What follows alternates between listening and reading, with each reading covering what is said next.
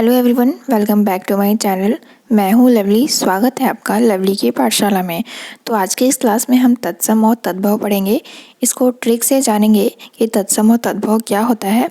आज की इस क्लास में हम 4 ऐसी ट्रिक जानेंगे जिससे आप तत्सम और तद्भव के हज़ारों क्वेश्चन को आसानी से सॉल्व कर लेंगे। तो क्लास स्टार्ट करने से पहले अगर आप इस चैनल पे नए हैं तो डिस्क्रिप्शन में काफ़ी सारे वीडियो के मैं लिंक डाली हूँ। अगर आप किसी भी एग्ज़ाम में, कॉम्पिटिटिव एग्ज़ाम में बैठते हैं तो डिस्क्रिप्शन में लिंक है, वहाँ से चेक कर सकते हैं, या तो चैनल विज़िट करके भी देख सकते हैं। आपको मेरा वीडियो पसंद आता हो तो चैनल सब्सक्राइब करें, वीडियो को लाइक कर दें ताकि आने वाला वीडियो आपको मिल सके। तो आइए स्टार्ट करते हैं आज की क्लास। तो तत्सम और तद्भव को समझने से पहले सबसे पहले हमें जानना होगा कि तत्सम और तद्भव क्या होता है। तो सबसे पहले हम इसके परिभाषा को जानेंगे। तो सबसे पहले देखते हैं तत्सम क्या होता है। संस्कृत के वे शब्द जो हिंदी में ज्यों का त्यों लिखे जाते हैं या जिन शब्दों को संस्कृत से बिना किसी परिवर्तन के ले लिया जाता है उसे तत्सम कहते हैं। जैसे अग्नि, आम्र, अमूल्य, चंद्र, क्षेत्र, अज्ञान, अंधकार आदि। तत्सम जो होता है वो संस्कृत का ऐसा शब्द होता है जो ज्यों का त्यों जैसा वो होता है वैसा ही संस्कृत से उठा लिया जाता है और संस्कृत से बिना किसी परिवर्तन के ले लिया जाता है, उसे हम तत्सम शब्द कहते हैं। तो आपने जाना तत्सम क्या होता है, अब हम जानेंगे तद्भव क्या होता है। तो आइए देखते हैं तद्भव की परिभाषा। ऐसे शब्द जो संस्कृत के होते हैं और समय के साथ उसमें परिवर्तन हो जाता है, तद्भव शब्द कहलाता है। तो संस्कृत के ऐसे शब्द जिसमें समय के साथ परिवर्तन कर दिया जाता है उसे हम तद्भव शब्द कहते हैं। जैसे मुख संस्कृत का शब्द है और इसका तद्भव रूप मुंह हो जाता है, वैसे ही ग्राम का तद्भव रूप गांव हो जाता है। दुग्ध का तद्भव रूप दूध हो जाएगा, भातृ से भाई हो जाएगा, आम्र से आम हो जाएगा और आश्चर्य से अचरज हो जाएगा। तो ये हमारा जो राइट साइड में है वो तद्भव रूप है और लेफ्ट साइड में हमारा संस्कृत के शब्द हैं। तो आपने देखा संस्कृत के शब्द को तद्भव में कैसे परिवर्तन करके लिखा जाता है। अब हम जानेंगे तत्सम और तद्भव शब्दों को पहचानने के नियम। इस नियम को जानने के बाद आप कभी भी तत्सम और तद्भव शब्दों में अंतर कर पाएंगे और कभी भी कंफ्यूजन नहीं होगा। तो आइए शुरू करते हैं। तत्सम शब्द में श का प्रयोग होता है और तद्भव शब्द में स का प्रयोग होता है। देखिए ऊपर वाला श जो है वो तलाबे श है और तलाबे श जो है वो संस्कृत में यूज़ किया जाता है, लेकिन तद्भव रूप अगर उसका देखा जाए तो तद्भव में धन श को यूज़ किया जाता है। जैसे श्यामल को सावल लिखा जाता है, शून्य को सुना लिखा जाता है, सप्तशती को सतसई लिखा जाता है। देखिए राइट साइड में आपका तद्भव रूप है और लेफ्ट साइड में आपका संस्कृत का शब्द है। तो संस्कृत के शब्द में तलाबे श का यूज़ होता है और तद्भव रूप जो हिंदी का शब्द होता है उसमें धन श का यूज़ होता है। और शाक का हो जाएगा साग, शमशान का हो जाएगा शमशान। इसमें स में परिवर्तन हो रहा है, आप देख पा रहे होंगे।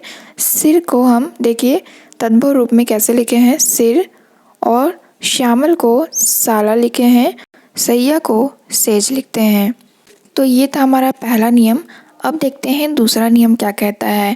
तत्सम शब्द के पीछे छ वर्ण का प्रयोग होता है और तद्भव शब्द के पीछे ख या छ शब्द का प्रयोग होता है। इसीलिए क्षीर को हम खीर लिखते हैं, छति को छति लिखते हैं। छ को देखिए कैसे लिखा जा रहा है, तत्सम में हम ऐसा वाला छ लिखते हैं और तद्भव रूप, तद्भव यानी हिंदी होता है, तत्सम यानी संस्कृत के शब्द होते हैं। तो हिंदी में छ को ख या फिर छ लिखते हैं। देखिए ये लिखने में परिवर्तन है, ऐसे लिखते हैं इसको हम।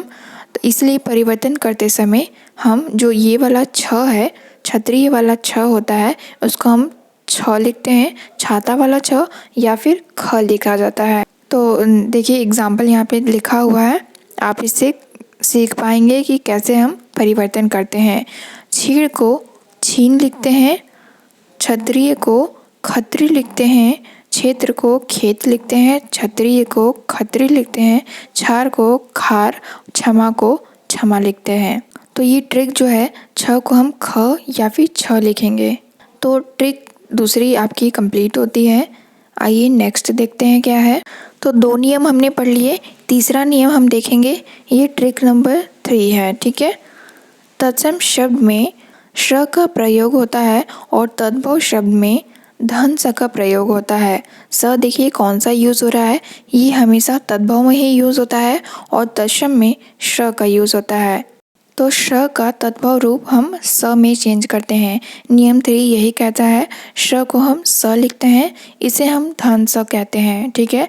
इसीलिए श्रृंगार का तद्भव रूप सिंगार हो जाता है, श्रृंग का सिंह हो जाता है, श्रेणी का सेठ हो जाता है, श्रावण का सावन हो जाता है, श्रृंगाल का सियार हो जाता है, श्रृंखला का सांकल हो जाता है।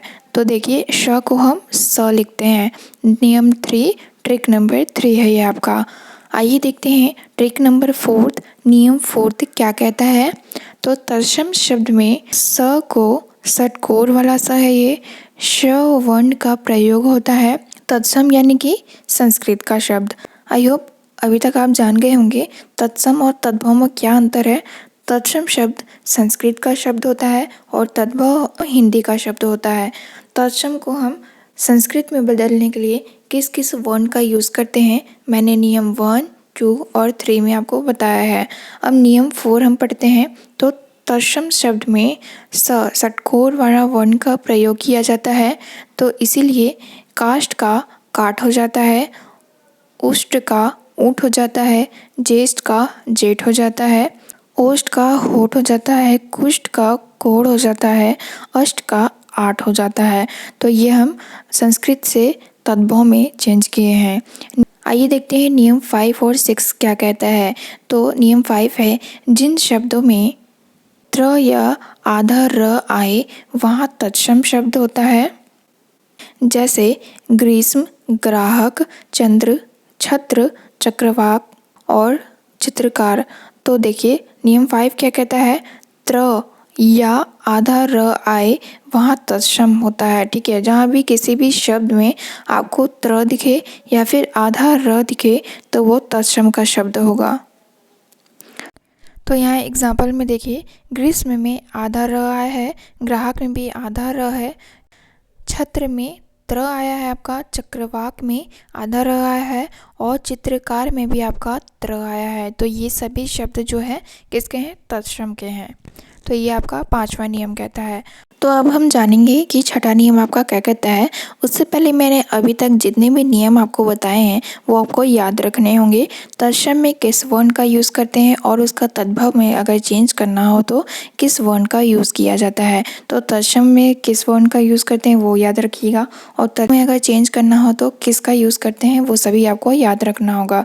देखते हैं छठा नियम क्या कहता है। जिन शब्दों में री, ऋषि वाला री या फिर री की मात्रा आए वहाँ तत्सम होता है। देखिए एग्जाम्पल है आपका, जैसे रिज, कृषक, कृष्ण, रिंग, गृहिणी। तो इसमें जो री आता है, री है जो नीचे देखिए री है, ये री की मात्रा है। कृषक में री की मात्रा लगा है नीचे, कृष्ण में भी री की मात्रा देख पा रहे होंगे, गृहिणी में भी आप री की मात्रा नीचे देख पा रहे होंगे। तो री है आपका, तत्सम के शब्द में आपका री का प्रयोग होता है। आइए देखते हैं 7वां नियम क्या कहता है। तो तत्सम शब्द में व का प्रयोग होता है और तद्भव शब्द में ब का प्रयोग होता है।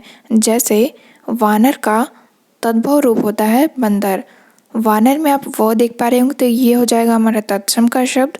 और वैसे ही वत्स का बच्चा हो जाता है, विवाह का ब्याह हो जाता है, वधु का बहू हो जाता है, वाष्प का भाप हो जाता है, विद्युत का बिजली हो जाता है और वार्ता का तद्भव रूप बात हो जाएगा। ये सभी तत्सम से तद्भव में हमने कैसे बनाया, ध्यान रखिएगा। तत्सम में व का प्रयोग होता है और तद्भव में अगर चेंज करना हो तो उसका व को हम ब लिखते हैं। तो आई होप आपको अभी तक मैंने जितने भी नियम बताए हैं वो सभी समझ में आए होंगे। 7 नियम बहुत ही इंपॉर्टेंट है, आप याद कर लीजिएगा ताकि आपका कॉन्सेप्ट और भी अच्छे से क्लियर हो जाए। अब हम कुछ एग्ज़ाम में आने वाले 10 इम्पॉर्टेंट एग्जाम्पल लिए हैं ताकि आपको तत्सम तद्भव का कॉन्सेप्ट अच्छे से और क्लियर हो जाए। तो एग्ज़ाम में आने वाले कुछ इम्पॉर्टेंट तत्सम तद्भव के रूप हैं, आइए उसको देख लेते हैं। आई होप इसके बाद आपका कॉन्सेप्ट अच्छे से क्लियर हो जाएगा। अगर कोई डाउट हो तो कमेंट में आप पूछ सकते हैं। तो देखिए, अंतः कथा को हम अंतर कथा कहते हैं। ये जो राइट साइड वाला है वो आपका तद्भव रूप है और लेफ्ट साइड वाला आपका तत्सम है, ठीक है। अंतः कथा को हम अंतर कथा कहते हैं। वैसे ही उंगली का तद्भव रूप उंगली हो जाएगा। अंतर्राष्ट्रीय का अंतर्राष्ट्रीय हो जाएगा। अक्षी का आँख हो जाता है, हमने पढ़ा। छ का हम तद्भव रूप लिखें तो छ या फिर ख में बदलते हैं, इसीलिए अक्षी का आँख हो जाएगा। अक्षर का आखर हो जाएगा। देखिए, छ को हम ख में बदले हैं। अग्नि का आग हो जाएगा और आश्चर्य का अचरज हो जाएगा। उल्लूक का उल्लू हो जाता है। उल्लूक का तद्भव रूप उल्लू हो जाएगा। कज्जल का काजल तद्भव रूप होता है और कपाट का कीवाड़ हो जाता है। तो ये 10 इम्पॉर्टेंट हमने तत्सम से तद्भव में बदला है। ये एग्ज़ाम में आपके आए हुए क्वेश्चन है। आई होप इसके बाद आपका कॉन्सेप्ट क्लियर हो जाएगा। अगर आपको समझ में ना आया हो तो वीडियो को एक बार और देख लीजिएगा, आपका कॉन्सेप्ट क्लियर हो जाएगा। मिलते हैं नेक्स्ट वीडियो में और भी इम्पॉर्टेंट टॉपिक के साथ। वीडियो अच्छा लगा हो तो लाइक करिएगा, शेयर करिएगा और मेरे चैनल से बने रहिएगा। चैनल को सब्सक्राइब कर दें ताकि आने वाला वीडियो आपको मिलते रहे। मिलते हैं नेक्स्ट क्लास में। Thank you.